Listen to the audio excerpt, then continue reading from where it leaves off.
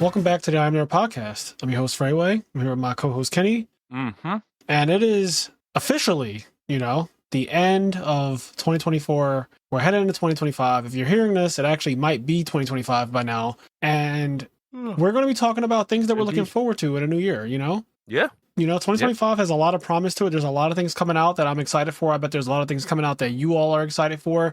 And before we get into that, there is a new feature that we just enabled on the podcast. And I want you guys to use it because I think it's awesome. There's a thing at the top of every podcast description where you can send us a text. Basically, there's like a fan mailbox that we have created now. And if you literally send a text, like when you click on it, it'll open up your whatever phone you have, it'll open up your text messenger. And I tested it out. And you can write whatever you want, and it'll go to this fan mailbox. So this is a new way for you to send listener letters if that's what you want to do. If you want to do the old way and just send listener letters to imnerdpodcast@gmail.com, that also works. But the fan mailbox is a thing now, and I think that you guys should use it. I think it's convenient because let's say you're listening to an episode, and then we get to a certain part, and you're like, oh, I kind of want to say something about this specific part. Because, if you listen to the whole thing, we go all over the place. Me and Kenny don't have... Yeah. We don't stay on subject at all. Like, we never stay on topic. So if you hear something, if you see something, say something. It's kind of one of those moments, like just text at that moment. Like, fuck it, I'm just saying this now. But be careful because sometimes you might say something that we're going to say in like the next 20 seconds. Like, don't jump down our throats because we said one thing and you're like, oh, fuck these guys. I want to say this. I mean, you can, it just won't, it'll get deleted. But yeah, that's a new feature. If you see something, say something. That's right. Report that. What was it? Report that. I think groomer when he comes for you. Groomer? Yeah, report that. Groomer when he comes for you. That's the best thing that came out of that season of The Boys. Literally the only thing. That season was terrible. But so I guess, well, let's just get right to it. The Boys will be coming out with another season, I imagine, next year. And I'm not looking forward to it, honestly, but I am looking forward to it being over. So there's that. Yeah, I'm looking forward to being over too. It's crazy. In terms of things that I'm happy about happening now, I know that Jujutsu Kaisen, the Culling Games next season is happening in 2025. And that shit should be fire because I've heard good things about this season. I heard good things about the Shibuya arc and it did not disappoint. It actually made me like JJK. I did not like it season 1, really. It's not that I didn't like it. I didn't think it was anything special, and people were hyping it up because every year people find one anime to hype up. Like right now is Dan to Dan. Every year there's like Tokyo Revengers, Chainsaw Man, it's, like Demon Slayer. It's like every single year there's one anime that people really try to force down my throat, and it makes me not want to engage in it until like the hype dies down a little bit. Let people actually come to their own conclusions because I feel like everyone expects you to watch it and then also praise it. And I tried that with some of these, like Tokyo Revengers. I did not really enjoy it. So yeah. JJK was interesting. Season 1 was definitely fun. We enjoyed it, but I wasn't seeing that it was like the masterpiece that everybody was saying. Right. Season 2 was definitely a lot better. And stakes, man. All you gotta do is give me some stakes. And something about that flashback arc was so good to me, man. Oh my god. What was it called? It wasn't Back to the Pendulum. That's Bleach. It was called like Hidden Arsenal or something like that. Yeah. God, that was arc good. Was so good, man. Toji is a character. So much work for who the characters are, and it also just did a lot to contextualize because like season 1 already kind of set up who the villain was, but you didn't really know anything about him. Yeah, Geto. And then there was the movie, and then there was that Hidden Arsenal, and then you're like, oh man, like all this shit is crazy. And it really plays in for when season 2 goes and all the shit that happens in season 2, when you get to the end and you realize like, oh, that guy really is dead. Like he wasn't. Yeah, that's so wild to me because he's my favorite character, but he's not even. I don't know who I like. I don't know if I like the brain that's inhabiting his body or if I like Geto, because Geto was still in there clearly fighting back. When Gojo was getting sealed, Geto choked his own body, and that was really cool. But I like the relationship between Geto that they showed when they were children, and he was the softer one, and Gojo was the cocky one, like, well, people are weak. Why should we care about the weak? Yeah. So I like that their dynamics changed, and there's just so much context, like Kenny said. Giving context to the characters, especially the villains, I think is really important. It's the reason why Stranger Things Season 4 is the best season of Stranger Things. Speaking of which, that's another thing that's coming out in 2025. Stranger Things' final season is airing in 2025. Is it confirmed? 100%. Not only that, so that's airing in 2025. They're completely done filming. Everything's done. To jump back to JJK real quick, there is a new movie for Gojo's past that's happening as well. So there's a JJK movie based on Gojo's like childhood or teenage years or something like that. He looked pretty young in the promo thing that I saw. I hope what I saw was real. I think it is real though. But yeah, there's a JJK movie coming out, and because the first one I thought was actually really well done, I assume that this one will be no different. It'll probably be really good as well. So I am happy about that. Like I think that anime movies are better than a lot of regular movies. This year was a bad year for regular movies, I want to say, but anime movies get the job done. Another thing. I saw. Go ahead. I just saw The Boy and the Heron, which is like I think the newest Miyazaki movie.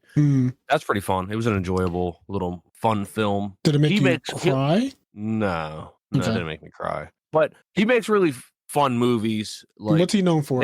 Spirited Away, Howl's Moving Castle, Princess Mononoke. Yeah, there you go. Yeah. My Neighbor Totoro, etc. Yeah. But also his studio, not him specifically, but his studio made Grave of the Fireflies. Oh. Well, how about that? We did a whole podcast episode on Grave of the Fireflies. Yeah. So, I mean, legendary studio, a lot of people, at least I don't know, I doubt people say this in Japan, but at least in America, a lot of people say that's like the Disney of anime because of like the way and the whimsical feel a lot of his movies have. Right. And like the creative animation that it has. So anyway, yeah, I watched that movie. That was really cool. I know that's not something that has to do with 2025, but that's a reference to the movies that we were just talking about that are coming out or that are out, whatever. And speaking of more like anime movies, Demon Slayer, we know that there are 3 movies planned. The first one is coming out in 2025 . So that... You keep reminding me of that. I keep forgetting about that. And you keep fucking reminding me. I hate that so much. All of my friends seem to be so annoyed by this. I'm the only one out of the entire group who is genuinely happy that we're getting 3 3 Demon Slayer movies. Everyone else is like, why the fuck are we getting 3 movies? Because that means that the final season of Demon Slayer is going to take like 3 years to come out. I hope not. I don't expect us to get a movie. Yeah, at most 2 movies. At most, it's like 2 movies in 1 year, and then maybe like a year and a half. Well, right. I didn't mean to say 2 movies. I meant to say like 2 years. Like maybe it's like we get a movie every 7 months, but I'm expecting like a movie every year. A movie so I will say this: I am not happy if they do a movie every year. I think that's nonsense. So I do want to be clear about that. A movie every year for the next 3 years, putting Demon Slayer to end in 2027 or 8 is fuck no. Like that is a fuck no. There's no reason to drag it out that much. Now, I don't know I don't think either of us know the ending to Demon Slayer. We don't want to know. We just want to see it as it happens and unfolds. But like, is there enough to break it up into 3 movies is my only concern. Like my only concern is there enough content remaining with Infinity Castle by itself? And whatever the post Infinity Castle, probably just like a small little arc to wrap things up. But like, is that enough to really justify 3 movies? I don't know. I'm hoping that they're not really stretching it to the max here. I mean, I guess if you consider a movie, let's say a movie's 2 hours, right? And who knows how long these movies will be? Yeah. Let's say they're 2 hours. That's like between 4 to 6 episodes of an anime. Let's just say, like in terms of like time. Yeah. So that's something like 12 to. I mean, I think there's maybe enough. Like, let's assume there's maybe 1 to 2 seasons left of anime. Like, if you were just to animate it, right, then there's probably enough for 3 movies. It must be a lot of action too. I just imagine. Yeah. I mean, it has to be, right? They're in the fucking land of all demons. It has to be so much action, and they could do the best thing ever, which is what I love. Expand upon all the fights. The fights in the manga look one way. Make them way longer, way more epic in the actual video versions of them. Yeah, it's going to be wild. When it's all said and done, it's going to look crazy. Yep. The animation's going to be fucking beautiful. It's going to look visually, aesthetically amazing. It's going to be fun. It's going to be enjoyable. I guess my only gripe is I just don't want to wait 3 years. I hope I'm just wrong on that. I hope I'm just being crazy. Yeah, you're not crazy for thinking it though. Like you are not, because I mean, look at what happened to us with Attack on Titan. Yeah, exactly. Like I don't want that to happen. That's annoying because I don't feel like waiting. Because I know there's 1 season left, at least if my understanding's correct of what's happening. Right. So I don't want to wait 3 years for that 1 season when they could have just made an anime season. Number 1. I don't feel like waiting for the ending, and you guys already know me. I don't have the highest hopes that the ending's going to be great. So I just want to see it. Like I just want to see. Oh God! I just want to see. Like it's going to look awesome. It's going to be hype. It's going to be all of that's going to be cool. Yeah. But I also don't feel like watching 2 movies. I'm like, all right, I got to wait another year to see how this fucking ends. Those cliffhangers though are going to go fucking crazy, bro. In the movie theater. The cliffhangers are going to snap. Okay, I didn't even think about this when we were planning what's happening at 2025. But you just saying cliffhanger in movie theater reminded me. Are we getting the next Spider-Verse movie next No, year? it actually is getting pushed back. No.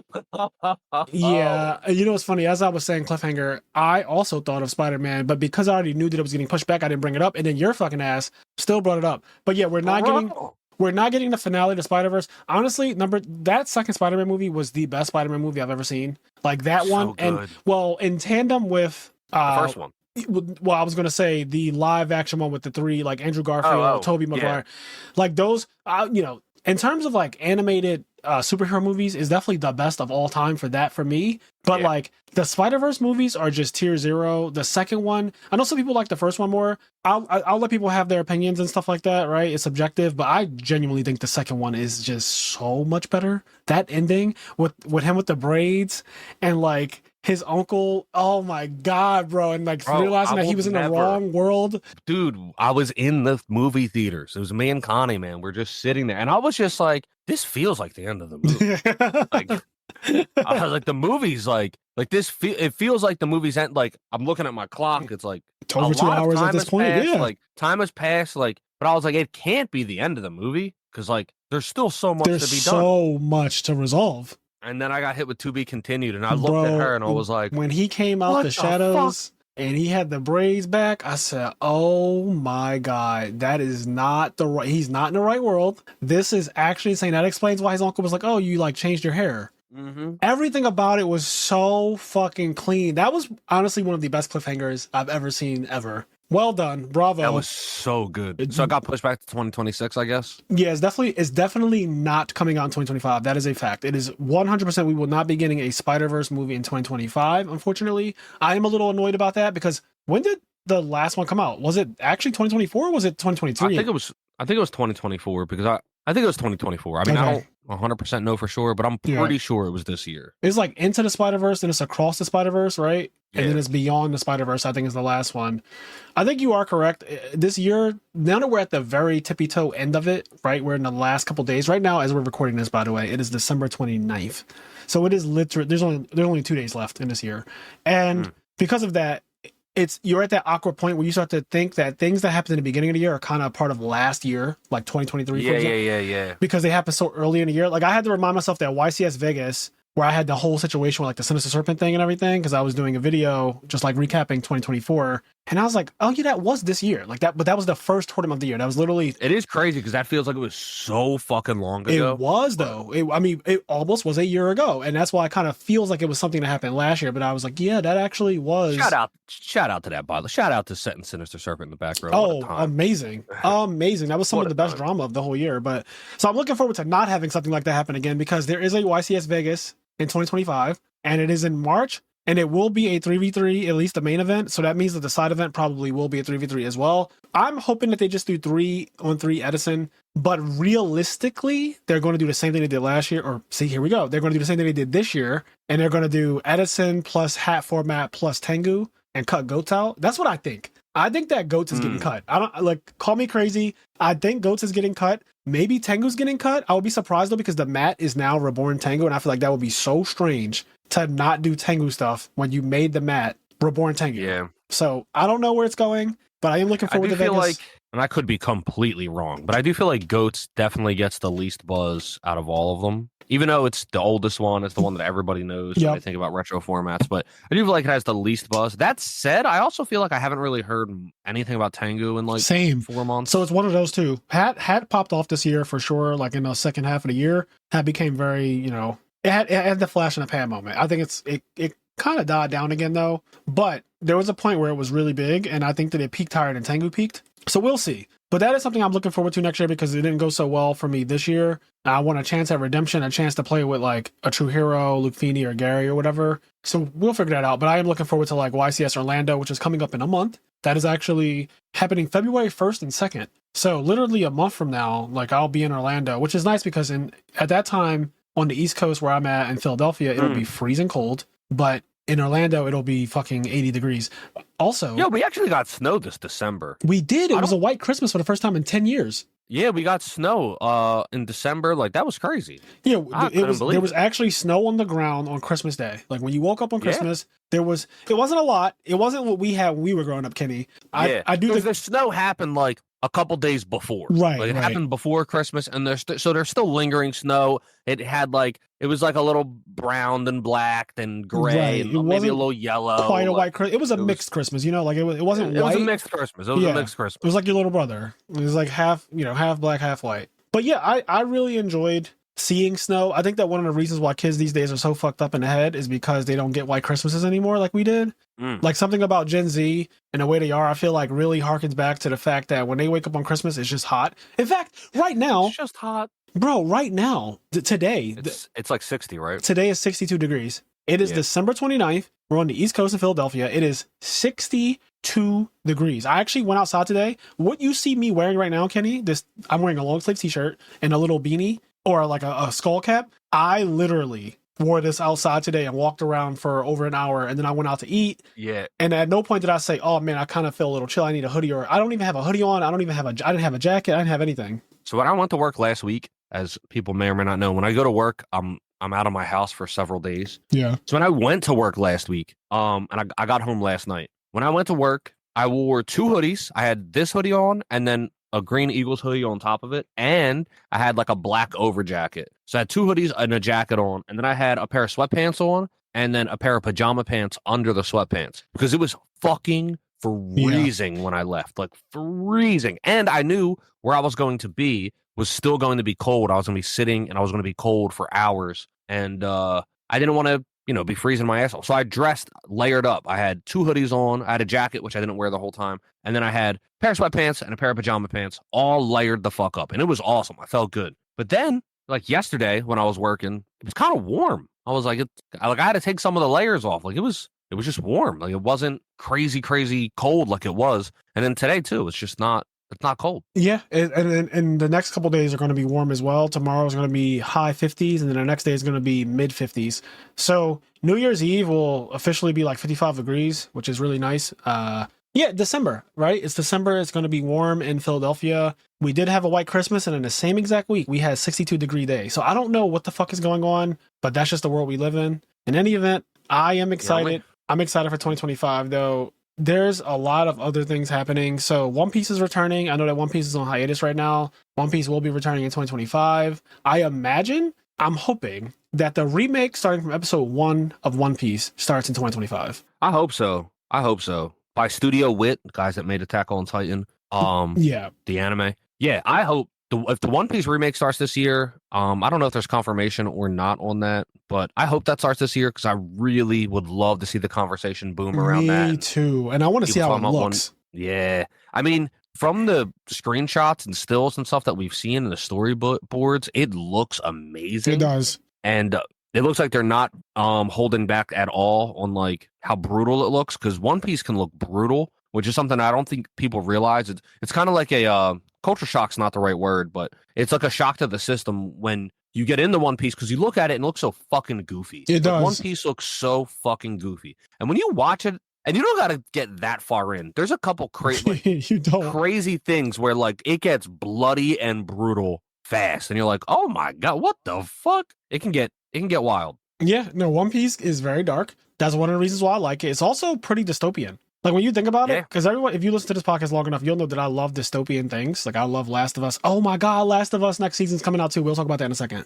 But I love dystopias, and One Piece weirdly is actually a dystopian universe. Like the celestial dragons and all of the people who are enslaved and all the people who are just like downtrodden. That's like a common thing. You go to Dressrosa, a lot of people are fucking turned into, I don't even know, like toys. Like everywhere you go, right? There's bad shit. Every time Luffy lands on an island, there's some bad shit happening there. Like Sky PA is no different. There's bad shit happening there. You got a guy judging you from miles away and all that. Like lightning, if you say his name and you say the wrong thing, like you just die. Just tyranny. There's tyranny in every corner. The world government is really toxic and horrible and corrupted.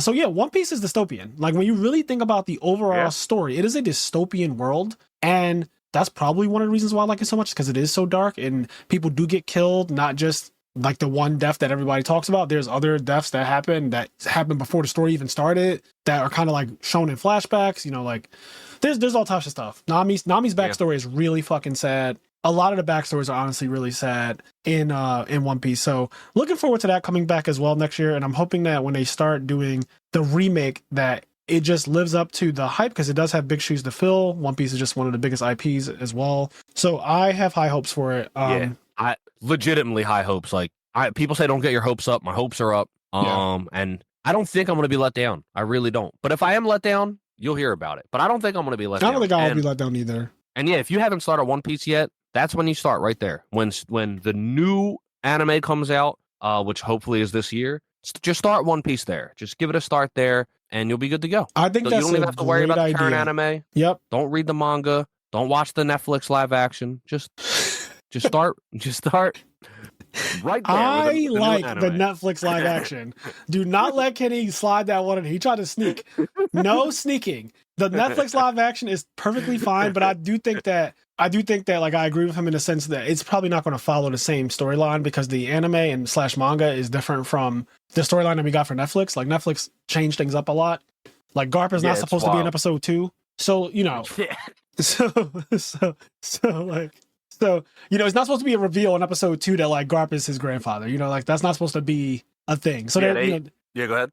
They changed things around a lot, which is fine. You know, it's fine. Like they're adapting it to the screen, and I'm hoping that season 2 is not going to do too much where they change the storyline. The big things were there, and I'm happy about that part. That's my gripe with it. My biggest gripe with it is just that I think that it's one of those things, and I could be wrong. I hope I'm wrong, but I always thought it's one of those things that it can, because of what they did in season 1, it can get worse as it goes on. That's what I'm scared of too. I'm not going to act like that's not a reality. Yeah, like you have the story, and it's a story that everybody already agrees that's beloved and like really, really, really, really good. And then you start making your own creative liberties and changing it, and not just changing for adapting to the screen, like really changing like some key plot elements in some ways. And when you do that, you now have to like you're now putting the writing chops on yourself, because you're saying, hey, this like masterpiece that somebody wrote is really good, but I'm going to change it my way. Yep. And you put a little crack in the glass, and then 3 seasons later that crack grows, and that's how cracks on a windshield go. Yep. One change denotes more changes. You have to overcorrect after that, right? You're gonna have to keep. In theory, if you change something pretty big, it'll have a ripple effect throughout the entire show, and you'll have to subsequently change every single part of the show at some point. It'll start to not make sense unless you do. And then are you the writer that wrote this that can do that? Like, are you the one that can you do that? Are you the one? I don't know if you're the one. Are you? No one else has been the one. And Game of Thrones, they weren't the one. No, they were not the one. When they decided the books were just a suggestion. Yo, the books being just a suggestion is unhinged. Speaking of Game of Thrones, so there is a show coming out next year based on Game of Thrones. I believe I heard it's only 4 episodes, which is really unfortunate. But it's supposed to be really good. So it's called A Night of the Seven Kingdoms, and it follows the adventures of Dunk and Egg. And basically, it takes place 90 years before Game of Thrones, but 90 years after House of the Dragon. So think about that. It is in between. It is perfectly in between the start of Game of Thrones, where you have the Hand of the King dying and Robert Baratheon coming down to Winterfell to ask, Ned to be his Hand of the King. That's how Game of Thrones starts. So it's 90 years before that happened, but it's 90 years after all the dragons are gone in House of the Dragon. Like, so basically it's after what we're seeing right now in House of the Dragon, and what we'll see for the next couple years, really, because House of the Dragon is not ending anytime soon. What's cool about Game of Thrones is that if they want, they can make shows for the rest of my life. I think that they will, and I hope that they will. The amount of story and history that he put in what's there is like crazy. It is. Obviously, it can't all be 1-to-1, but there's so much they can do with that. Yeah, we talk about it often, but Robert's Rebellion, I think, would be one of the best seasons of television ever if they do it right. Yeah. It has no dragons, and I think it still will slap, because it is honestly a part of the lore that is so cool. Like the Mad King, Daenerys as a child, her brother who gets the crown and everything eventually in Game of Thrones. Them being exiled, right? They run away from, it's like that entire storyline. The Mad King, the way he became mad, he got captured and he was held in captivity and tortured and stuff. And then when he finally got back to King's Landing, he kind of lost his mind. So he became very paranoid and thought that everyone was trying to get him. Just the whole thing like that. Rhaegar, and how they said that Robert Baratheon hit him one time with a hammer in his chest. And because his chest was made out of rubies, they called it like an explosion, like his chest erupted, but it wasn't blood. It was an explosion of rubies. And then the soldiers who were fighting in the war all dropped off of their mounts and started picking up the rubies in the middle of the fucking war. Like the way George R. R. Martin describes that fucking battle, bro, between Rhaegar and Robert Baratheon, when Robert Baratheon was apparently very attractive, very young, very muscular, not the guy that we see in Game of Thrones, who's very plump. He's a drunkard. He's a whore. I think that part was always the case, the horror part. But like, yeah, he was apparently very good looking, and like they said that Gendry is a spitting image of what he looked like, right? So when Ned saw Gendry, he's like, "Oh my god, you're the king's son!" Like he knew, and it would be cool to see like they would have to cast, you know, a different person as Robert Baratheon, but they would have to cast a young stallion to be him, and then young Ned would be like young Catelyn, young Littlefinger. Littlefinger was around. He actually got into a fight with Ned and Ned's brother because he liked Catelyn even when they were younger, but she was betrothed to like Ned's brother. No, oh my god, just so much lore, bro. So much lore. It's huge. They could do so much with the show, and also put the good you want into the world. Put good energy into the world. So, what am I looking forward to in 2025 related to Game of Thrones? You know what? He's going to do it. The next book's going to come out. Oh god, I don't know why. If anything, I'm putting good into the world. You know, let's say I'm putting it to the test. People say you gotta put what you want. Yeah, be the change you want to see and all that. Yeah, you know what? I'm putting the energy out there. George, you're going to do it. The next book is coming out this year. That would be so good. I do have hopes that one day, hopefully while we're still alive, that the ending of Game of Thrones is completely redone. And while we're still alive. Yeah. Oh, well.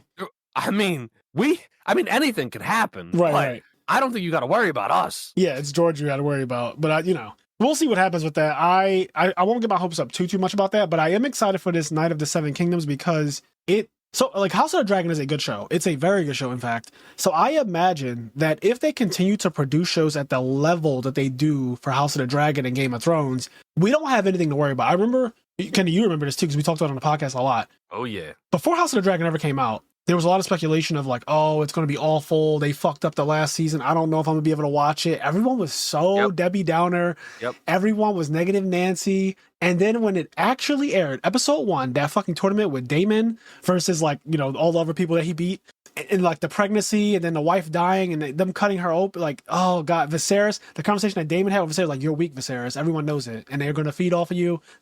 Everything, I was like, this is Game of Thrones. This is what we came for. This is literally the whoring, the killing, the fucking dragons were in it in episode 1. Like, honestly, the first scene is, I think, Rhaenyra flying in on her fucking dragon and landing and then like going into the meeting. So it was amazing, and everyone thought that it was going to be bad. We held steady in the fact that we thought it's not going to be bad. It just won't. Like, it's a finished work, so they don't have to write an ending. The ending is already done. Now they could go and change it, but it doesn't sound like they're going to change it. By the way, Helena was talking to her brother Aemond. She's like, you don't make it in the end. Like, you die. Like that. Like, yeah, I saw you. You disappeared. You're never to be seen from again. Like, you're going to fucking die. So I like the fact that they're already she's like the prophecy teller, and everything she says kind of comes true in a weird way. Hopefully they don't take any liberties. Please don't take any liberties. But right now, House of the Dragon is in a very good spot. They're still following Fire and Blood for the most part, where it can. And then it's inserting things which, people have a gripe with, but I don't think that's real. That like, oh, Rhaenyra and what's her name? What's the one that the Green Council, forgot her name. Alicent and Rhaenyra, they're secretly meeting, and people are like, oh my god, this didn't happen. It's like, well, if the book is being told by historians, then they couldn't possibly have known that these two had a secret meeting, hence the idea of it being a secret meeting. That's one of my favorite parts about the show, and also like how dumb people are, because there's this level of like media comprehension that so many people don't have, because like oh, that's not in the books, and it's like, yeah, no shit, like it can't be. Like the fact that you're seeing it is really cool and interesting, because you're like, oh, like the books are you already said the books are history. They're history books. If things are happening and the book can't know about it, it's not possible. Right. So it's written by people. Really cool. Yeah. So I'm excited for this new HBO show. I think it's going to be fine. I'm going to be the exact same way I was for House of the Dragon. I'm going to assume that it's going to be good. That's how I'm going to carry it. Not changing my mind on that. Because most of Game of Thrones is good. So I'm excited for that. I'm excited for George R. R. Martin. He's putting out the new book. I don't know if you guys heard, but you heard it here first. So when it comes out, you guys make sure I get the credit. Comes out 2025. The Winds of Winter is the name of the next book, and it is. It's the first time it snowed in Christmas 10 years. You know what? Saying. Honestly, Kenny, you might be onto something. Because it snowed in Philadelphia before Christmas. That could be a sign that we're getting the Winds of Winter next year. and I will be very happy. I'll read it. I did read the other books, and like everyone knows at this point that it ends with Jon Snow being killed, and then he says "ghost" as the last word. So the last thing George R. R. Martin ever wrote that is published just says the word "ghost" at the end. Like it just says "ghost," and in the book, John can warg into Ghost, but in the show, he cannot do that. So, we ended up getting him just being resurrected. It probably will. The book is going to be very different, I think, the way they approach it, but I don't care. I'm going to read it regardless. I'm going to enjoy it regardless. It's the real story. It's kind of like Full Metal Alchemist. I think that a lot of people say both Full Metal Alchemist Brotherhood and the regular show are really good, even though the first one deviated because it just like caught up and they had to go their own direction. And Brotherhood is like the true story that was supposed to be told, but people like both of them. And I feel the same way. Like, I think that Game of Thrones, the way the story went, so like season 6, I think is amazing. Like, I really love season 6, like Cersei blowing up the chapel and all that stuff. I think that stuff, even if it's not actually a part of what happens in the books that are to come, it still is very fucking good content and a really cool way for the story to go. So, yeah, that should be interesting if we do end up getting that. Not going to get my hopes up on that, but what I will get my hopes up for, season 2 of what's it called? The Last of Us is coming out. And yeah, I didn't realize that was coming out this year. It is. The HBO actually has a fucking trailer for it. I did not watch it, but when I watched The Penguin, did you see The Penguin yet? No, I heard. Oh my God, Kenny! I heard a lot of good things about it. I didn't know when they came. Dude, my nose is fucking me up. I saw it and I was like, oh, that's cool. And I thought it was like some bullshit. Like, yeah, whatever. Me too. And I didn't care. But I've been hearing a lot of people talk about it and that it's like really fucking Me and good. Medina I haven't both watched seen it yet, but I'm interested. Me and Medina both watched it. And I didn't know that he watched it. I messaged him. I said, yo, you got to watch The Penguin. Like, after I finished it, I said, yo, you got to watch this. It's an HBO show. It's amazing. And then he responded and he said, oh, I watched it all. And it was fucking brilliant. It is the best TV show I saw this year. And it is honestly not, it is better than House of the Dragon season that aired this year. It is the best show I saw this year. It is really good. It's really dark. Italian mob. It's all Italian mob stuff, but it's like Sopranos meets, because Batman's not in it. So you don't have to worry about, it just doesn't have, it's very grounded, right? It's very grounded. Follows the Penguin. His name is Oz. He's obviously an Italian mobster and he's just really, really sleazy and really fucked up as a person. And when you see the way it unfolds, it is just it's written so well. That's pretty cool. Yeah, I'm going to have to watch it. I bet if you watch episode 1, it's one of those shows that I promise you will not stop. If you give it episode 1, I promise you will not stop. You're going to love the characters. There's a character that I think you're really going to like. I'm not going to say anything more than that, but there's a character introduced in episode 1 that I think you're really going to like this character. And it is not a long watch. I think it's 8 episodes, maybe, like everything else these days. It's HBO though, so it's going to be good, kind of just on the basis that it's an HBO show. At first, I didn't know it was HBO, and then when I found out it was HBO, I was like, "Oh wow, it probably is really good." Just because HBO is crazy. Yeah, they blow things out the water. So it's not some bullshit like CW show. It is HBO, they can show everything, and they do show everything.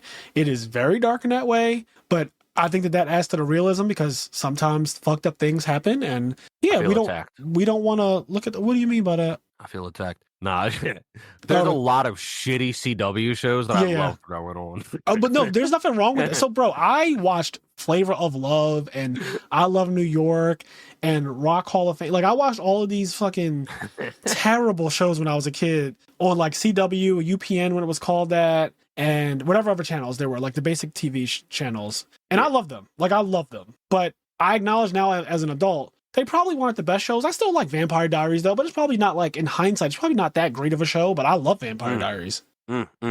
So, I heard people like The Flash, people like Green Arrow. There's, The Flash was a really good show, season 1. Season 1 was I mean, it had its problems, but season 1 was really good. They were doing something, and then they kind of, Then they stopped doing something? Yeah. Well, no, they did too, I don't know what the fuck they did. They started doing all kinds of somethings. The Flash always scares me as a character because of time travel. I genuinely do not like when I say it all the time. I'm almost a cliche at this point or a broken record, but like whenever a story that's kind of good starts introducing time travel, I get slightly irritated unless they don't do it too much. The other thing, and obviously what you just mentioned is a big problem. It can be a big problem for a lot of things. Right. The thing that is the bigger problem for me is just the simple fact that I love the Flash, but he never really makes sense. And this is true for every speedster. Any character whose like main power is I'm, ridiculously fast and like basically, I just don't understand how they ever lose. Is my point. I don't So, understand how they ever get lose touched. to regular people to like never ever be touched. Like I hate like in that Flash show. There's an episode, and it's such a cool fucking episode. This is a rant, has nothing to do with 2025, but whatever. This is how we do. In that Flash show, there is an episode, and I think a lot of people appreciate just this story, even if you haven't seen the show. There's an episode where some criminals are doing some random criminal shit. The Flash shows up, all the stuff's going on. He tries to break it up. And then what they realize is that there's like a nuclear bomb or a reactor or whatever in this like warehouse. And something goes wrong, and the bomb like goes critical. So, or the reactor goes critical or whatever. So essentially, there's going to be a nuclear explosion. The Flash, in that moment, kicks into like hyperdrive, and all of time basically stops. Time doesn't stop, but it basically stops. And he's walking. You see him like walking around, and he's like thinking, and he's doing all of this crazy shit. And the entire episode takes place in less than a second. Wow. Because it's the entire episode is him doing shit, and it's him doing all kinds of fucking shit, talking to different people, talking to different Flashes. He has this crazy thing where he can like bring you into Flash time, where he can like touch you, and then you're able to perceive things at the speed that he's perceiving things. Really? But you can only do it for like an extremely short amount of time because you're not the Flash. Right. So like he's like bringing people into Flash time to like talk to them and get their expertise, and then like they get exhausted and they like pass out and they can't exist in this like perspective that he's in. And so this is all happening while the explosion's already gone off. The explosion's already happened, and he's trying to figure out how to essentially stop it from fucking nuking the entire place that he's in. Right. In this less than a nanosecond amount of time. And and then as the episode goes on, he starts sweating more, and you start to see him like become drenched in sweat. Yeah. And not even a second has passed yet. It is such a cool fucking episode, displaying how absolutely absurd the Flash is. Yeah. Because he does all of these things, countless amount of things in less than a second. And then, of course, at the end, when it's all said and done, he saves the day, and he saves the entire city from being fucking nuked. That is an absurd thing to... Yeah, that's an absurd feat. Maybe an episode later, he's chasing a guy, gets distracted for half a second, and the guy goes around a corner and he can't find him. And it's like, that's not fucking possible. Yeah, literally. Like, you can literally search the entirety of the city in less than a second.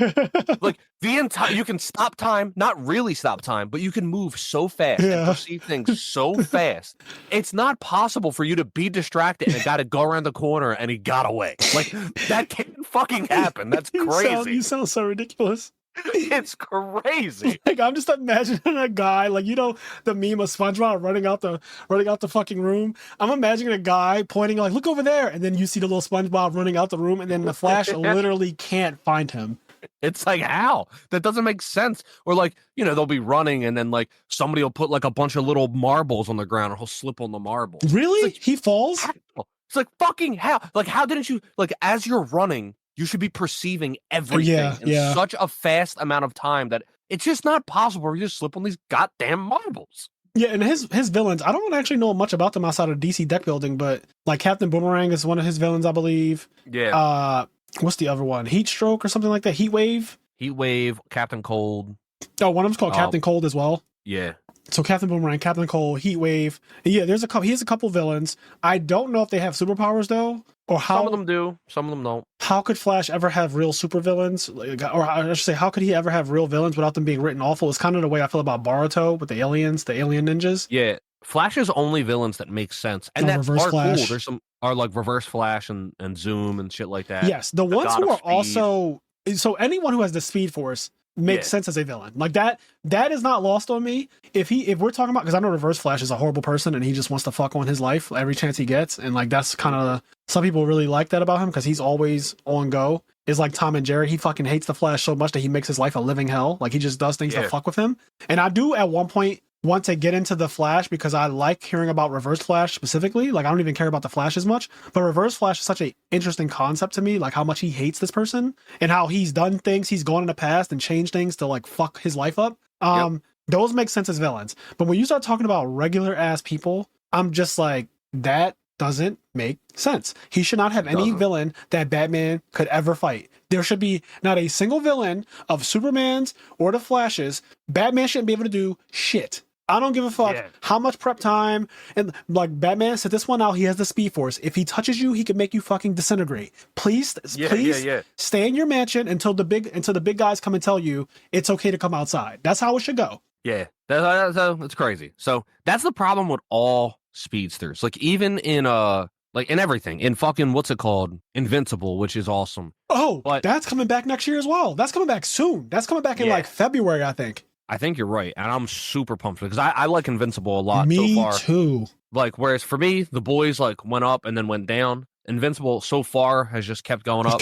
I mean, to be fair, there's more seasons of the boys, but I have really high hopes for Invincible. From what I heard, the people that read the comic books really, really still like it. So, yep. What was I going to say? You're saying all the problems with all the speedsters, the Speed Force people. With Invincible, is that even there, it didn't make sense for, is his name? No, Red Riot is My Hero Academia. I think his name's Red Rush. It doesn't make sense that Red Rush, like when Omni-Man killed all of them. I know Omni-Man is crazy fast, but at least the way it's shown or whatever, Red Rush is still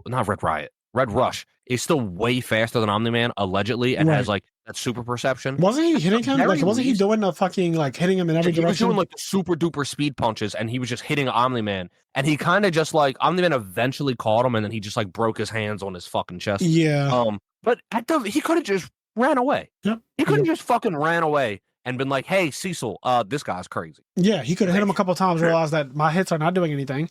He's a Viltrumite. So despite the fact, because like the Flash is faster than Superman, that is a fact. But Superman has all these other hacks, and if the Flash had to fight him and be like, okay, there are ways to kill you, and if I'm not equipped to do it right now, I'm leaving because I'm not going to get hit. I'm not accepting getting hit by you because you will fucking one hit. You will, you will fucking one shot the shit out of me. Well, like the second I hit you and you just kind of sneer at me, it's like, okay, no. Like I have all the time in the world, literally. I will regroup with the other speedsters, and we will come up with a plan to deal with this fucking Kryptonian. But crazy. Yeah, I agree. Speedsters in general. So you were talking about not just DC speedsters. You were talking about speedsters in everything. How because every nerd they all do it. They all do it, and they all have a speedster. And every time I see super speed as a power, I'm like, man, it's kind of hard to write these characters because how do they ever lose a fight? Like to them, every time at best you see a movie. My bad. Go ahead. No, I was gonna say at best you should be able to like get them to retreat. That's the best you could hope for. But you beating one should not be possible. But go ahead. In movies, every time you see a movie with a speedster in it, they always just look for it. You'll see it. It's in every movie with a speedster, Quicksilver or Flash, whoever it may be, where there's a scene where time basically stops and they're just like walking around and like you'll see like fucking lightning in the sky or something, or like a water droplet from rain like in the air, like that happens, and they're just walking around perceiving things. Everyone else is essentially stopped, not literally stopped, but they're moving so slow that they're basically not moving. And it's like, if that's the level of your perception, it is not possible for anything to ever happen to you. Yeah. It's also not possible for anything to ever happen under your watch. Right. Like if you hear that in the exact other side of the planet, there's a school shooter that just went into China, but he hasn't killed anyone yet, you can resolve that situation. You could. Before the news broadcast finishes. You know what I mean? Like, before he ever drew his gun, you could potentially stop it. So I agree. They're never going to make sense that much, which is why I think that ultimately they kind of fall off a bit, like in the grand scheme of things. Some of the other superheroes, despite the fact that, yes, we're talking about superpowers and it's already make-believe, but they'll at least make a bit more sense when you get down to it. I think that's why Batman does the best out of everybody when it comes to superheroes, because he is grounded, right? He's a human that just has a lot of money and a lot of good tech. But at the end of the day, he can get his ass beat, he gets his back broken, he gets all types of shit happens to Batman. And that makes him more believable. Whereas when something happens to Superman, you're like, well, if the sun touches him, he will be resurrected. He'll be stronger than he was before he lost. All his wounds will be healed. His enemy will seem like nothingness. So hard to root for characters like that. It's tough because they do cool shit. I love speedsters. I love the idea of their power or whatever, but it's just tough when you see them fucking defuse a nuke in less than a second, and a guy goes around the corner and like he got away. What?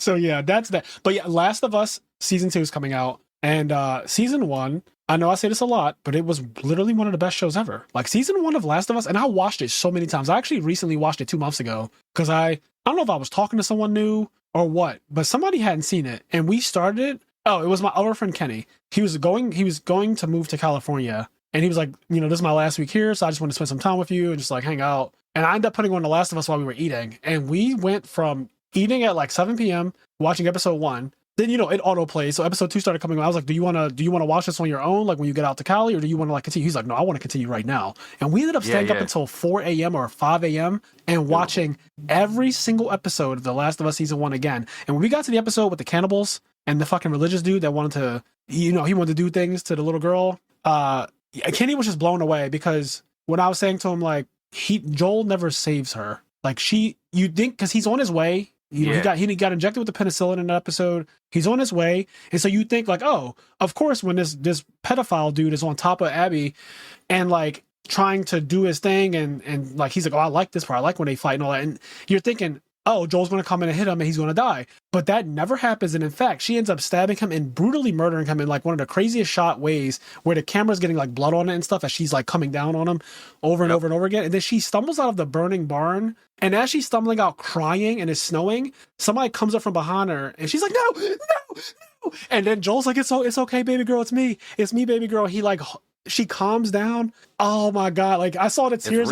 I saw the tears in his eyes, and he was like, this show is the best thing I've ever seen. Like he literally was just like, this is the best thing I've ever seen. I was like, I told you it's not, listen, The Last of Us, if you're somehow listening to this episode and you haven't seen that show yet, you need to drop what you were doing and make time to watch The Last of Us, because season 2 is coming out. Season 1 is one of the best shows you will ever watch. I promise you, it's amazing. Season 1 of The Last of Us, that was 2023, I think. It definitely wasn't this year. So yeah, probably 2023. Either 23, maybe even 22, but I'm not 100% sure. But I think it was 23. The Last of Us was awesome. Such a good watch. Definitely the best that I can think of zombie show. Easy. Like ever. Easy. So good. Yeah, it blows The Walking Dead and all those other shows out the water. And even the movies that people like 28 Days Later and stuff like that. I know there's another one coming out like 28 years later. But it blows out every zombie thing that I've ever watched. It just makes them look kind of bad. And I'm not surprised because the game is so critically acclaimed. I never played it. Yeah. But we did have Cheyenne on the podcast for that,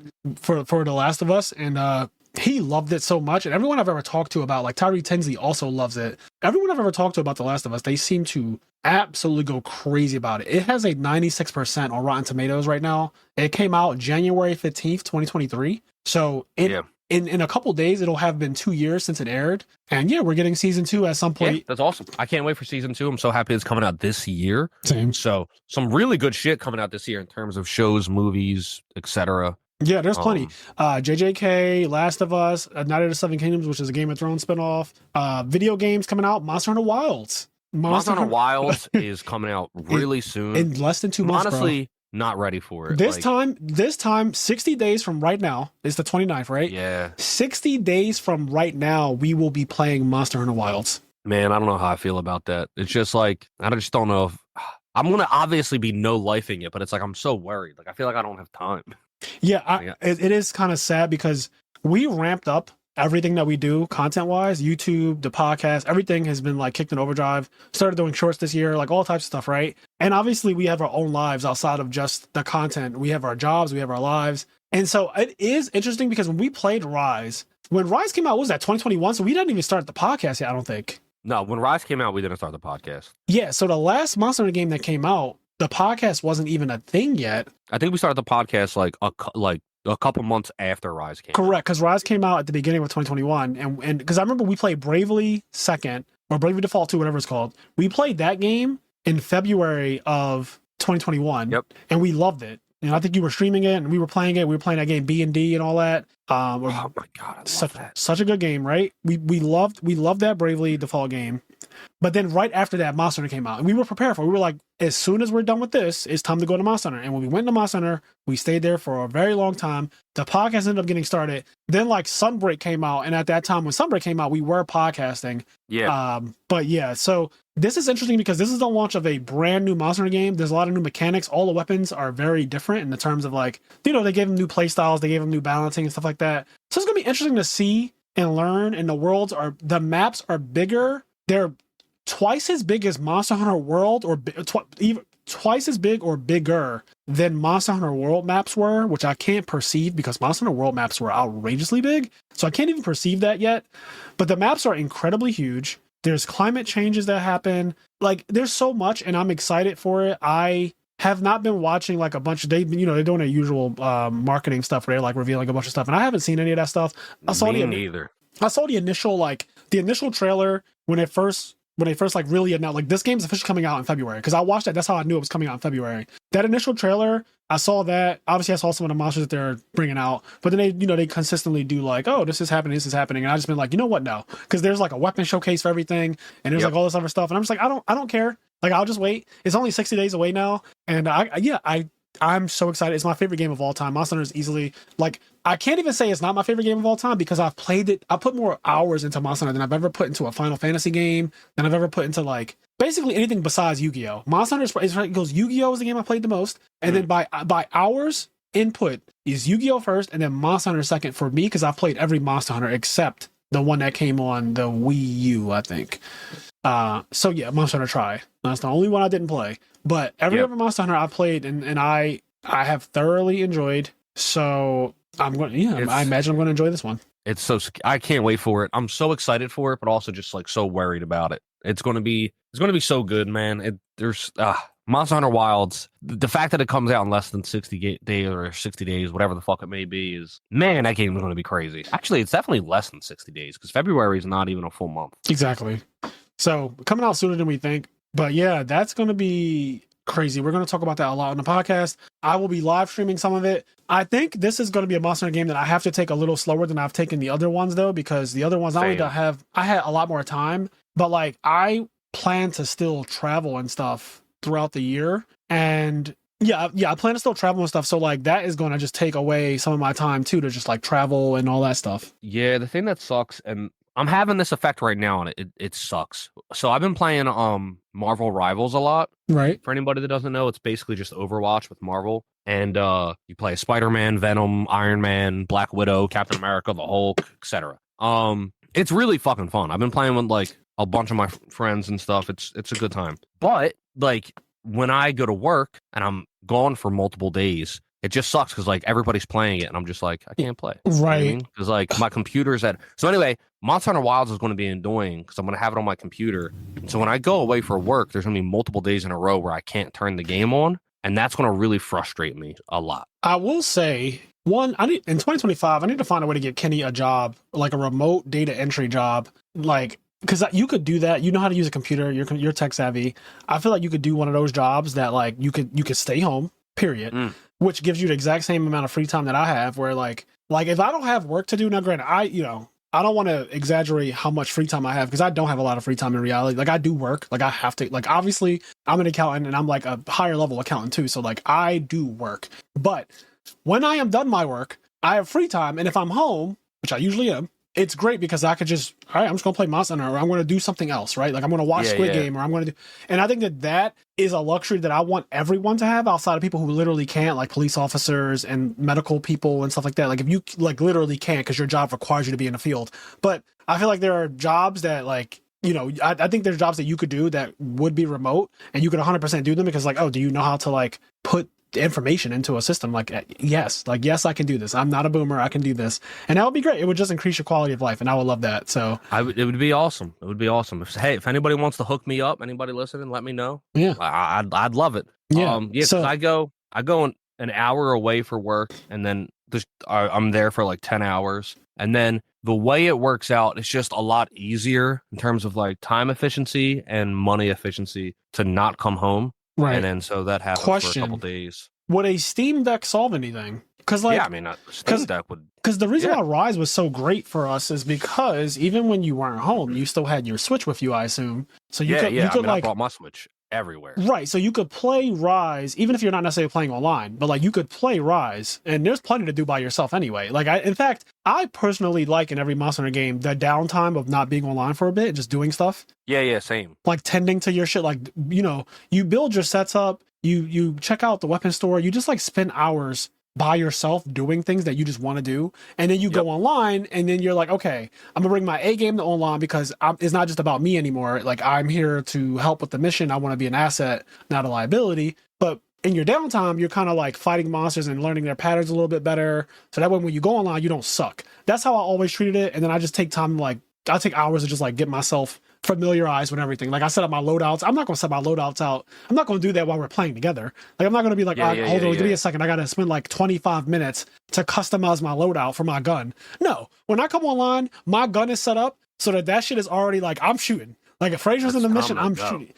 Yeah, exactly. So that even that downtime, I think, will be worth so much in gold if you had a Steam Deck and it could like connect. I don't know how the Steam Deck works, but is it like literally you could just access your entire Steam library? Yeah, it's just my Steam. It's just your Steam account, and it can render like games and everything. So yeah, if you could just play Wilds, like if Wilds is runnable on the Steam Deck, which I assume it will be, that would be great. That would be very, very good. Yeah, Steam Deck would be awesome, but here we are. So. Well, I'm going to try to win some Steam Decks in 2025 if they make it. I know it's a prize for the main event YCS stuff. So what can happen is, because the main event people hate the prizing. And what they tend to do is they tend to sell it on the spot. They're like, I fucking don't want this. I hate this. Like, I got this. And, you know, they're only in it to win and to say they won, right? Like, oh, I have this many wins. Yeah. Whereas the retro people are like, oh, I won this giant card. I love it. And then, like, some of them keep it. Like, multiple of the giant cards have been kept. Like, Sizzle kept his D-Mock. Oscar kept his Rescue Cat. People have kept their giant cards. I and as well as other people have sold them. But like what I'm saying is when the main event people win their Steam Deck starting next year,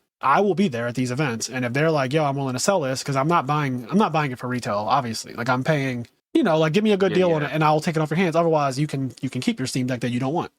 So, yeah, well, we'll see what happens. Yeah. Yeah, if we can get a Steam Deck for like the cheap, because I don't know what they go for, but my only problem with the Steam Deck in general is that I feel like it's been out for a while and I was hoping that it gets like a refresh. Yeah. And that way you're not buying. I hate buying technology and then a new one comes out. I fucking despise that. So Steam Deck. Speaking of Steam Decks and things like that, the Switch 2 is probably coming out next year as well. Yeah, there's a lot going on with the Switch 2. And we still don't have any real word from Nintendo on it. So right, but they have said like, okay, right, we don't have like a real word on the Steam Deck, but what they have said is things like this next Nintendo Direct will not have anything to do with the follow-up to the Switch. Like they've been making statements like that in the last month, which tells you that they're aware of the anticipation and they must have something ready where they're like, yes, it's coming, but don't expect this to be that one because this is not the Nintendo Direct. So there's going to be a bomb Nintendo Direct at some point in 2025. Let's be clear. In 2025, crazy Nintendo Direct. There's no way we're making it through 2025 without the next Switch successor being announced. I just don't, and I think it'll be out by Christmas. Realistically, like I think that right now Nintendo is working overtime to make sure that by 2025 Christmas the Switch successor is out, because the Switch is very old now, and Smash is like there needs to be a new Smash game. There needs to be like new everything, right? There needs to be new everything. So I do feel like, I feel like 2025 is that year. I'm going to put that on the year. The way you put out the George R. R. Martin finishing the Winds of Winter, I'm going to say that in 2025 we're going to have the Switch successor, whatever it's called, Switch 2. I'll take it. I don't care, whatever they call it. I'm happy to have it. Yeah, I'm with it. Give me the Switch up. I want that. And then on the note of games, there's a couple. So in addition to Monster Hunter Wilds, I am excited for the new GTA. I think GTA 6 is probably going to be a lot of fucking fun. I heard about this a lot, like the GTA or whatever, and that is pretty awesome that game is finally coming out because the last one has been out for so long. Yeah, so GTA, Final Fantasy 7 coming to PC, although I don't know if I'm going to play it on PC because I already own the game on PS5, but it's coming to PC, which is really cool because that comes with a lot of really cool shit, mods and whatnot. What else? There's a couple random things I want to like. There's Donkey Kong Country Returns HD coming out, which is just a port of a Wii game, but I'm happy it's coming to the Switch because and Xenoblade Chronicles X. Okay. Ooh. My thing is the Wii U flopped. It was a failure, whatever. But there were some great games on the Wii U. Yep. And the Switch did this thing where basically all of the great games that were on the Wii U eventually came to the Switch. And there was a couple random holdouts. One of those holdouts was Xenoblade Chronicles X. That came out on the Wii U. Since then, we got Xenoblade 2 and Xenoblade 3 on the Switch. And people were like, Xenoblade X has never come to the Switch because of this reason and that reason. And I was like, fuck y'all. I believe Xenoblade X is going to come to the Switch. And then it just got announced like a couple weeks ago. There was a big trailer for it. The Xenoblade Chronicle X is coming to the Nintendo Switch. And that's so fucking hyped to me because that's one of the last holdouts of a game that came out on the Wii U that wasn't on the Switch yet. Yeah. And Xenoblade Chronicles is like an absolutely fucking top tier RPG. Like anybody that loves RPGs, the Xenoblade Chronicle games are fucking crazy. Like I don't know. I don't know how, but one day if I can get Frazier to play the first one, be nuts. I do need to play it. I know I need to play it too. Like I know I need to play it. It's literally like the fact that you're a Final Fantasy guy. I know, and it's so long like, too. I heard like it's plenty of content. So fucking long. Yeah, I heard it's such a long game. Xenoblade Chronicles is so fucking good, and anybody that's like a diehard Final Fantasy JRPG guy, yeah, if you play Xenoblade and you're fucking playing it, you go into the story, like, bro, by the time you get to the end of the story, it's just like you're so fucking invested, and it's so interesting. It's such a good game. Anyway, Xenoblade Chronicles X. I never played X because it was on the Wii U, and I never owned a Wii U, so I'm really happy that it's coming to the Switch. I think really the only holdouts left are like the Wind Waker and Twilight Princess HD remakes that came out on the Wii U. For whatever reason, they still haven't been ported. I don't know why. Interesting. But that aside, in terms of the video game realm, 2XKO, which is the League of Legends fighting game, that's supposed to be coming out in 2025. Oh, I remember that. So that had the guy who was teleporting. I didn't know it was Echo at the time. Yeah, I didn't know, but I remember seeing fighting of like he was fighting and it was green flashes, and I was like, yo, he's like teleporting, but I didn't know what he was doing. But he's actually going back in time, which now that I have context to it is so cool to think about. Yeah, Echo is fucking nasty in that game. Oh, the gameplay footage has been awesome. So that game's supposed to come out in 2025. I'm really hyped for that because it's just going to be really fun. I trust the Cannon brothers, who are like some of the lead heads on making that game. If you don't know, the Cannon brothers are the inventors of rollback netcode. Wow. And they also are the people that created Evo. So like, why are they able to do so much for the world? Like, what? I'm so glad they were born. Thank you, whoever their mom and dad is. Like, god damn. Yeah, they're the goats. So 2XKO. What else in the video game? Metroid 4 rumored to come out in 2025, but that's also been rumored to come out for the last like 3 years. I don't know where the fuck Metroid 4 is, but waiting for Metroid Prime 4. And then finally, maybe there's other video games too, like Pokemon, but not a real Pokemon game has been announced yet, but Legends ZA we're still waiting for. But all of those are great games. Monster Hunter Wilds, GTA 6, Xenoblade X, 2XKO. All of these games are amazing. But the game I'm most excited for to come out in 2025, and the game that I'll be playing long after all these other games have like run their course, because they're all great games, but eventually they'll run their course and you'll put them down. Yeah. The game that I'll be playing long after all of them, Slay the Spire 2. Oh my god. Bro, Slay the Spire 2, I can't even say it right. Slay the Spire. Slay the Spire 2 is going to have me and you in a choke hold. And I'm so glad you brought this up, because at first I was like, what fucking game is going to be more invested into it than Monster Hunter and like potentially a Zelda game? I'm thinking like, what could he possibly be talking about? And then you said one of the things that genuinely will be played more, because it's just like, it has more replay value. Yeah, when Monster Hunter Wilds comes out, I'm gonna put 1,000 hours. Yeah, into it. And then we'll get an expansion a year from now, and then we'll put another whatever 1,000 hours or whatnot, and then we'll put it down. Inevitably, we will put it down. But at some point, 3 years from now, I'm not gonna boot that game. No, 100%. No. I don't boot up Rise now.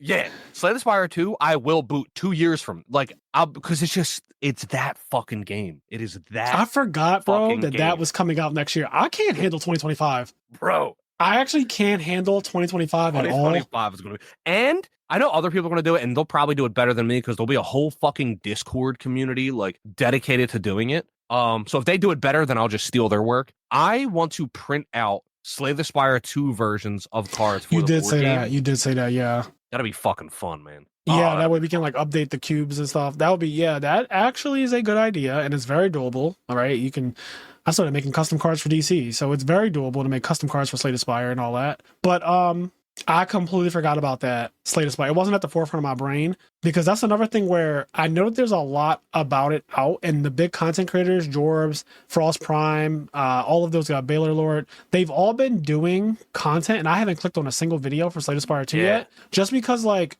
I want to just play it myself. Yeah. And so I've been avoiding it. Only thing I ever saw was it was like a screenshot, and it was of the Silent, but she was big, like she was full size Silent, and her model was really cool looking, and everything looked way higher fidelity. Yep. And just better overall.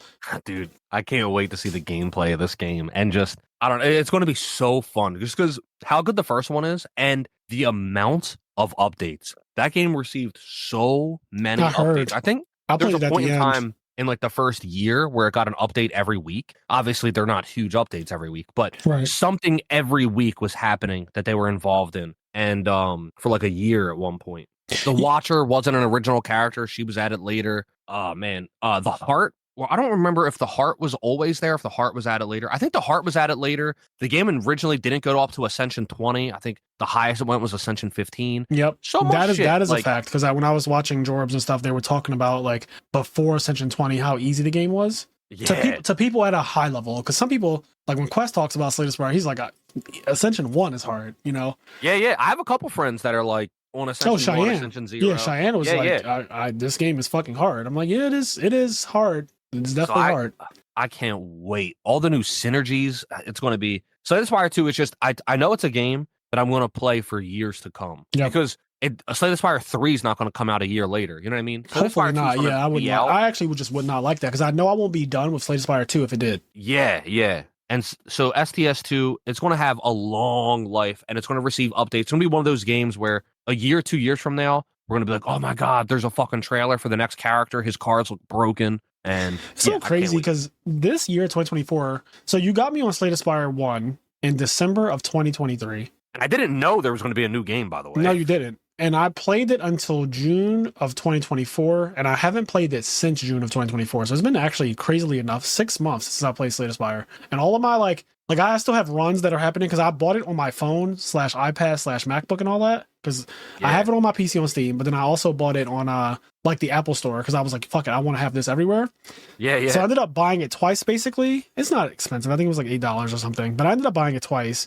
And I started going through going through all the characters again on like my mobile devices. And like right now, if I boot up Slay the Spire on my phone, I'm on a Watcher run. I'm at the end of like Ascension 2, and I have the most cracked, unfair deck. And every time I accidentally like load it up, or just like go to load it up to try to show people something, and I realize that I'm in the middle of a run, so I can't even show them when I want to show them.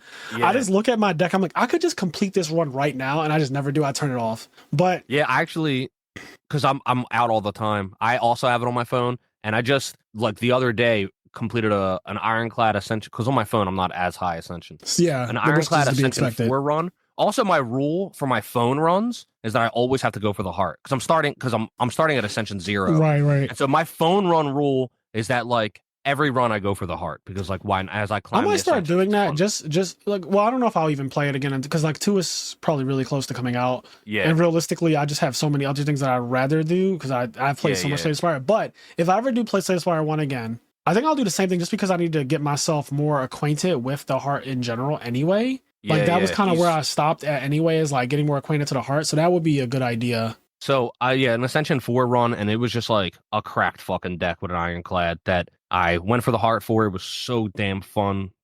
I did a swap Baltz relic, so I started with Snekoi. Oh my God. And Snekoi at the start of, especially Ironclad, because it made it so that every time I took a card, I just took a high, like I wouldn't really I took no 0 cost cards. Yep. And I only took like 2 cost. Obviously, you take some 1 cost cards, but I took a lot of 2 cost and 3 cost cards. And once you get a bludgeon in your deck with Snekoi, you're fucking popping off. Yeah, that has to be really fun. I gotta try that too. Like swap Baltz relic. I've done it a couple times, and I've had some crazy results. But once you get to a certain point where you've played the game so much, that is the type of thing that you start doing more often. Because your goal isn't necessarily like, I want to win this run in the most perfect way possible. It's like, I want to have fun, but also try to win this run under these extremely weird circumstances. Yep. So it's awesome. So Slay the Spire 2, that's the game. It's the game I'm looking forward to the most, in that I know I'll be playing it the most long term. Yep. But in terms of the game, that like if you put it on my computer right now, the one I want to play right now is Monster Hunter Wilds. Same. That's the number one game I want to play right now. But the game that I know I'm going to be playing the longest amount of time later is Slay the Spire 2.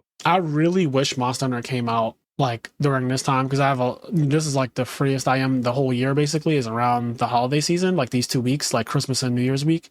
And then it's like busy, busy. January's going to be busy. February's going to be busy. And then March will be, I think March and April are my busiest months of the entire year. That's what I always heard growing up, that for accountants, like April is the worst. Yeah, well, April 15th is usually the tax deadline and stuff like that. But it's also, for my company, it's like the audit deadline is the end of April. So the bulk of our work will be March and April. And like, yeah, it's going to be ass. It's going to be very, very ass those 2 months. But once I'm done that, things settle down a lot. And then like May is super light, and then the summertime is super light because people just in general, for whatever reason, like my job is just really light in the summer. They're like, all right, everybody, all the bosses start moving down to the shore. They all go to their shore houses. They're all rich, and then like the regular people just get to have a lot of more time off and stuff. So I'm looking forward to all of that, but I'm not looking forward to these first couple of months, except Monster Hunter coming out and like all the other things that are coming out in the beginning of the year. Super excited for it. I'm really hoping to hear something about the Switch 2 in the first quarter of 2025, because my hope truly is that it comes out by Christmas of 2025.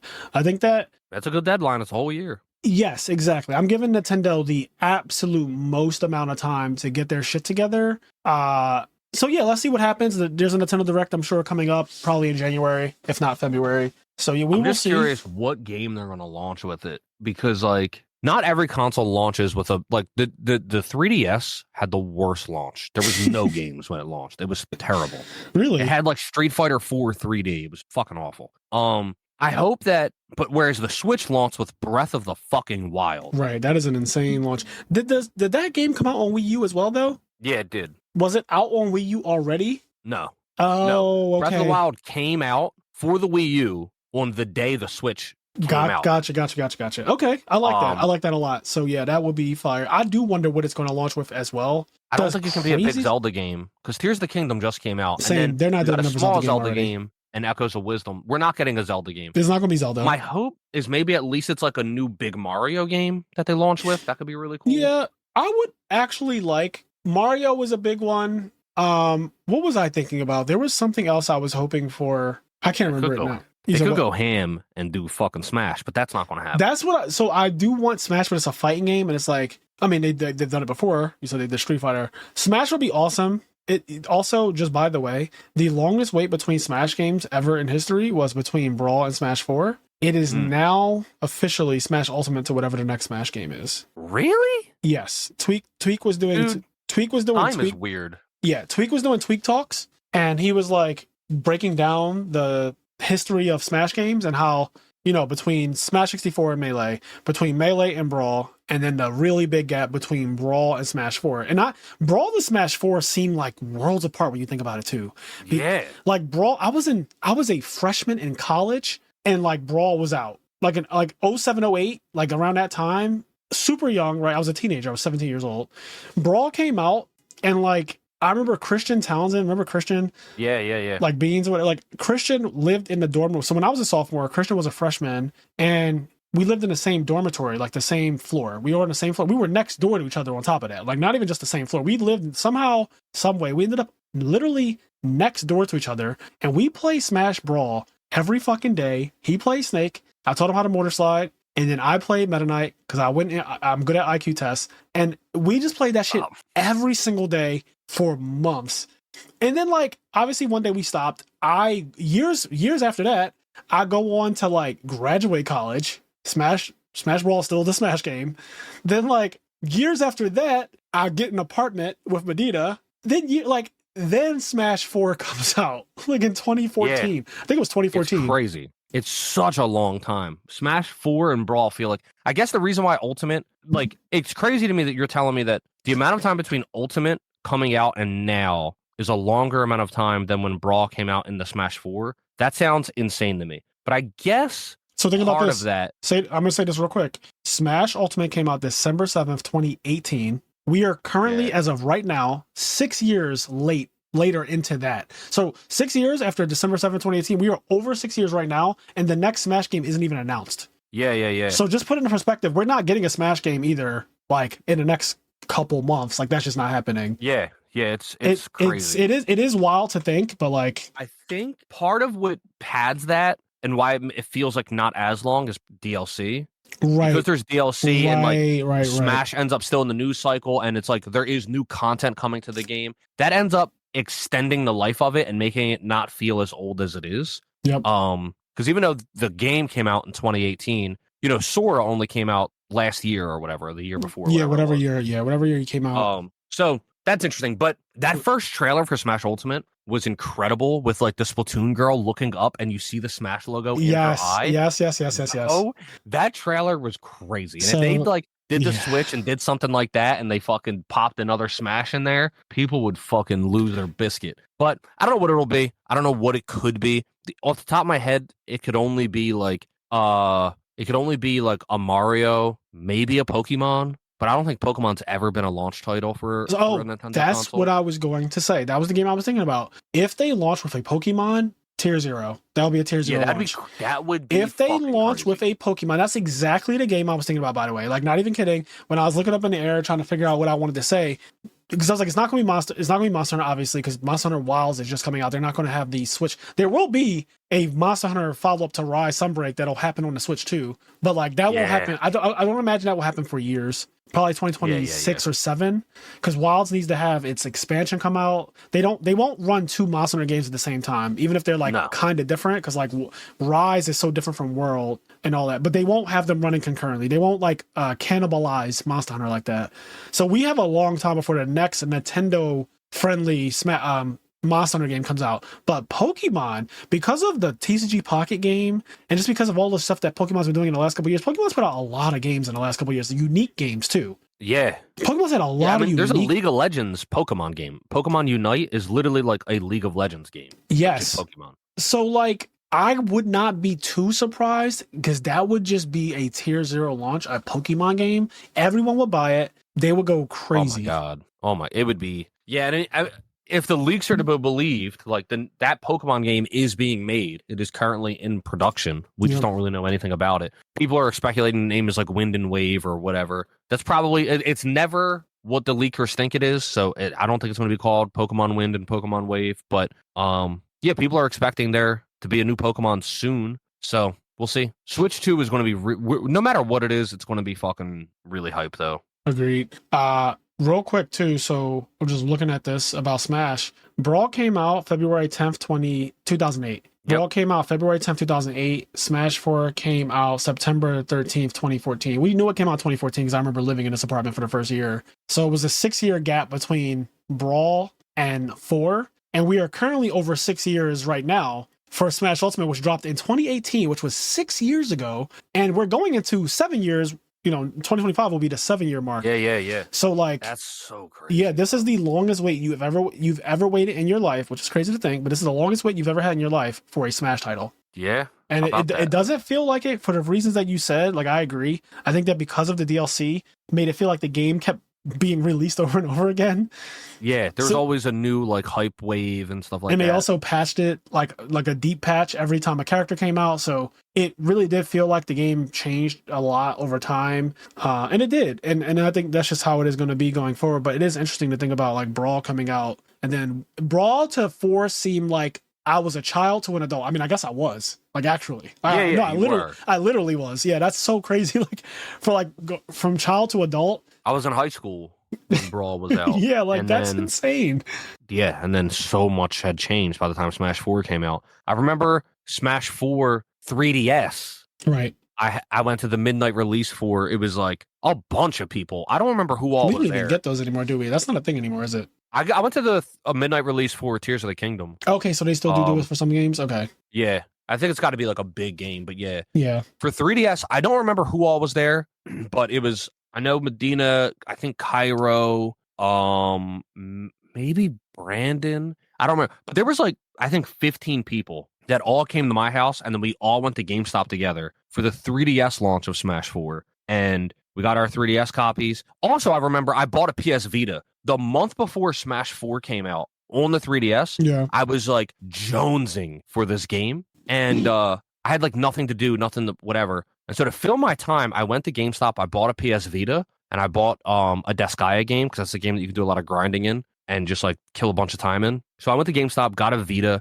and I played it for like a month. And GameStop had this return policy where if you bought a used console or whatever, you could return it within 30 days and get all your money back. So I bought a Vita, used it for a month leading up to Smash 4 coming out, and then I just returned it, got all my money back, and bought Smash 4 in the 3DS. That's amazing. It's fucking great. There were so many loopholes back in the day. Yeah. So anyway, it was just really cool. I just remember how big Smash 4 was for me. Like, I don't know. It was just fucking huge. I remember going to Temple. There was like little tournaments at Temple for the 3DS version of this game. Even the demo. People were doing tournaments for the demo. I remember that too. God, that game was big. And you could only launch the demo, I think, 30 times. Like every time you launched the game, a counter went down. Yeah. But you would just launch the game once and then close your 3DS because you could put it to sleep and then just like never close the game. Well, they messed up with that one big time because like, what? I'm never turning my shit off. Yeah, it was awesome. So I don't know, just crazy. I would love Smash to come out in 2025. I don't think it will, but if it does, my controversial take is that I really do hope they like reboot the roster and the game only has like 20 characters. I know that's going to be. I don't know if they'll do it just because it's harder to sell that game. Right. Like, how do you sell a game with 100%. 20 characters when this one has 100? But I would just love for a really clean reboot and they really like reimagine. Like, I want Ganon to be like fully reimagined. Same. I want them to do a full rework on how Ganon is. Like even Mario. He needs to be reworked. He fucking uses his thing from Mario Sunshine. That game came out. Yeah, I 2001. Like, I agree with that a lot. I think Donkey Kong. We said this on the podcast before. We talked about this. I think Donkey Kong needs to be completely reworked. Yeah, like completely. I think they should just like start from scratch. A lot of the characters just start from scratch. Like just remake them, and I think make them as if you made the DLC characters now.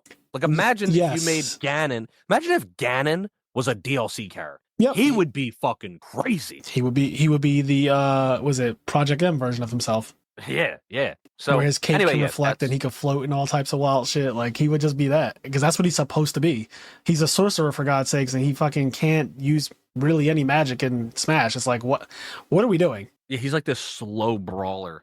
He still has the skeleton of Captain Falcon. Yeah, like yes, all his Smash attacks are now swords. That does not make his up air or down air or back air, like they all just still they're Captain Falcon moves. Like what are we talking about? Like I just hate when people try to cope like, oh, like no, he's not different though. Like he's still just Captain Falcon skeleton from Melee. Okay. Yep. Like Melee, not Brawl, not fucking Smash. Melee, bro, he's been 2001.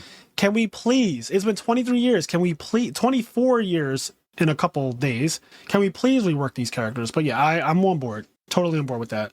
All right. I think that we covered pretty much everything that we wanted to talk about with like 2025 hopes and dreams. I think so. Yeah, I mean, you unlocked some things that I completely forgot about, like Slay the Spire and stuff. Completely forgot about those. And I covered the things on my list. Let me just look at my list real quick to make sure. So I had JJK, Monster Hunter Wild, Night of the Seven Kingdoms. Oh, Chainsaw Man. I'm looking forward to that coming back as well. I really like season 1. Back? I don't know. I didn't hear anything about it coming back, which is my only thing. Like, I did not hear anything about it coming back. I just assume. Oh, One Punch Man is coming, though, this year. Season 4? 4, I believe it is, yeah. Yep, One Punch Man is 100% coming this year. Maybe it's just season 3. Because season 1, the people complain about it is season 3. I think you might be right.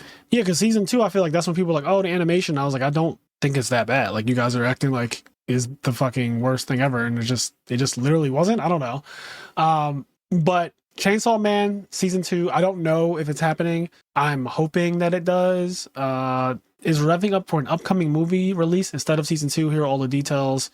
There's a movie for Chainsaw Man releasing in 2025. Instead of a second season, for now anyway, it'll be a film. So season 2 could still be coming out, but like right now we know that there's a movie coming out.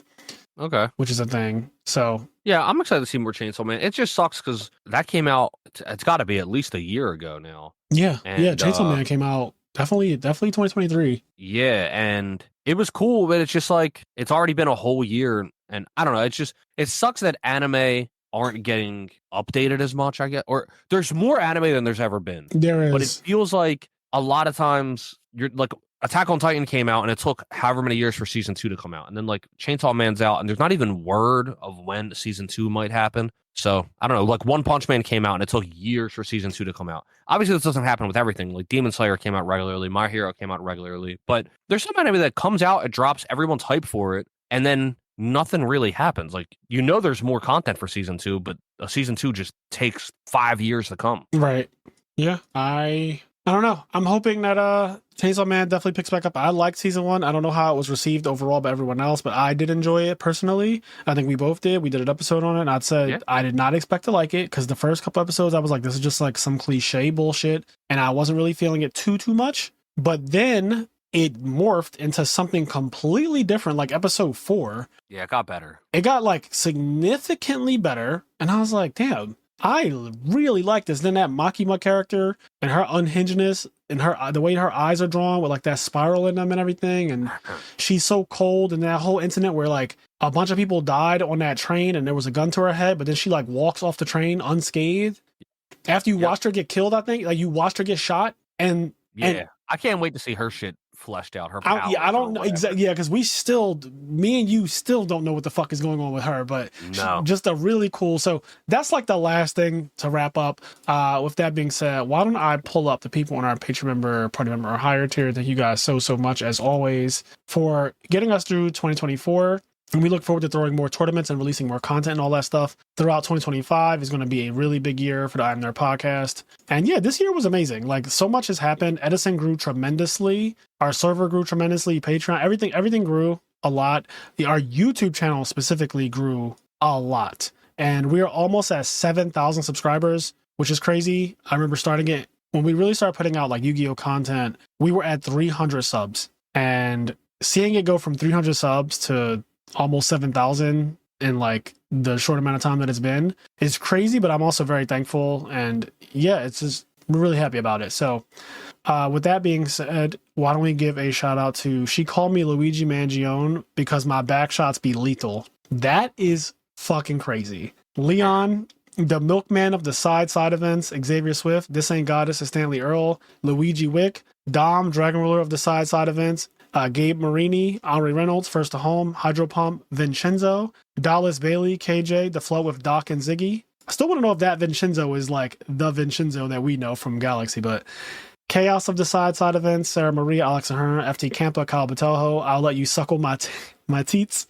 Sugal, Nafa, Vicky Venamon, Elijah Barfall, Tyler Tadeo, Volvi the Mega Monarch. In today's video, I learned how to mill 3. We did. Me and Kenny both learned how to mill 3. Janitor 215, Joshua Carroll, Eric Chai, Brian Moore, Behind the Dual Disc podcast with Ty and Justin, Mike and John, and then what is this? Yep. Tim Bailey's Glazed Smooth Butt got an email. Toto's Curse Technique, but it's only back shots. Frozen Go Dojo, B-Dog23, Hershey Bar, Phil and Poister. Hold on, real quick. Roman Schneider of Team Hugh, but the Toto thing is funny. I don't know if you saw this. There's like a clip of Toto fighting. You know how like he claps in order to like change spots? There's a clip of him fighting oh god, whatever his name is, I forget. And then like in it, Mahito maybe? Yeah, Mahito. So he's fighting him, and then there's a part where like the screen goes away, and or like it, and then you hear a clap, and he's like in a different spot. But like the last time you saw Toto, he was like wrapped up with Mahito, so his hands were like. And so anyway, the thing is like I still don't know what he clapped. Like the joke is that like he clapped his ass or something. No, now I'm clapping his cheeks. So anyway, I just wanted I saw that the other day, and that just made me think of that. Tyler Frazier, Daniel Anderson, Deroa, Chicken Toaster Strudel, Jordan Eastman, Robert Light, Kazi95, Clanger, Pavinci, Travis Lurs, Harsh Kumar, HT19, Gregory Calmering, Juan Ambry, Limp Bizkit, Jigsaw, Mike and John, Blue Fluff, Kyle Cordeau, Frago, Anthony Japal, Michael Zhang, Konjic, and Tyler. Again, thank you guys so much for your support. And with that being said, always do things that make you happy, including moving into the new year with a lot of expectations and a lot of hopes and dreams. And we'll catch you in the next one. Peace. Peace.